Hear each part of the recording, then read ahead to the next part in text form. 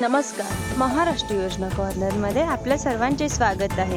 आजच्या व्हिडिओच्या माध्यमातून आपण बघणार आहोत की प्रधानमंत्री आवास योजनेअंतर्गत जे घरकुल मिळत आहेत त्या घरकुल विषयी ज्या काही अजून प्रधानमंत्री आवास योजना जे घरकुल योजना सोडून ज्या काही दुसऱ्या योजना आहेत, जसं की रमाई आवास योजना, शबरी आवास योजना, मोदी आवास योजना, परत पारधी आवास योजना, ज्या काही योजना आहेत या योजनेविषयी भरपूर जणांच्या मनामध्ये एक प्रश्न आहे. तो प्रश्नच आपण या व्हिडिओच्या माध्यमातून पाहणार आहोत. तो प्रश्न म्हणजेच की प्रधानमंत्री आवास योजनेअंतर्गत जे व्हिडिओ बनवत आहे त्यावरती भरपूर जणांना कमेंट आले आहेत की सर, घरकुल योजनेसाठी 50,000 रुपये अनुदान हे वाढवण्यात आलेलं आहे, तर ते अनुदान रमाई आवास योजनेसाठी लागू आहे का, मोदी आवास योजनेसाठी लागू आहे का, आणि शबरी आवास योजनेसाठी पण लागू आहे की, किंवा पारधी आवास योजनेसाठी लागू आहे का, किंवा ज्या काही महाराष्ट्रामध्ये घरकुल योजना आहेत त्या योजनेसाठी हे 50,000 रुपये अनुदान दिलं जाणार आहे.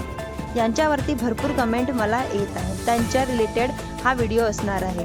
या व्हिडिओमध्ये संपूर्ण तुम्हाला माहिती मिळून जाणार आहे की प्रधानमंत्री आवास योजनेअंतर्गत दुसऱ्या कोणत्या योजना आहेत त्या योजनेसाठी 50,000 रुपये वाढीव अनुदान मिळणार आहे. तर सर्व महत्त्वाचा विषय म्हणजे की तुम्ही समजून घ्या की जेव्हा बालेवाडी आपले राज्याचे मुख्यमंत्री श्री देवेंद्र फडणवीस साहेबांनी जाहीर केलं होतं की 20 लाख घरकुलांना मंजुरी देण्यात आलेली आहे असं सांगण्यात आलेलं, त्यापैकी 10 लाख लाभार्थ्यांच्या बँक खात्यामध्ये पैसे सुद्धा 22 तारखेला ट्रान्सफर करण्यात आले होते. आता दुसऱ्या टप्प्यामध्ये हे 20 लाख घरकुल मंजूर झालेले आहेत. त्या घरकुलांसाठी 50,000 रुपये वाढीव अनुदान हे असणार आहे. इथून पुढे जे काही घरकुल येतील, तिसऱ्या टप्प्यात चौथ्या टप्प्यात घरकुल येतील त्यांच्यासाठी सुद्धा हे वाढीव अनुदान लागू असणार आहे. आता राहिला प्रधानमंत्री आवास योजना सोडून ज्या काही दुसऱ्या योजना आहेत, रमाई आवास योजना, शबरी आवास योजना, मोदी आवास योजना आहेत, त्या योजनेसाठी हे अनुदान लागू असणार आहे. तर इतर 100% हे अनुदान लागू असणार आहे, कारण की मुख्यमंत्री साहेबांनी जेव्हा भाषण करत होते तेव्हा बालेवाडीमध्ये त्यांनी क्लिअरली सांगितलं होतं की 20 लाख घरकुल दुसऱ्या टप्प्यामध्ये जी मंजुरी देण्यात आलेली आहे त्यांच्यासाठी हे वाढीव अनुदान असणार आहे. 20 लाख घरकुल फक्त प्रधानमंत्री आवास योजनेअंतर्गत आहेत.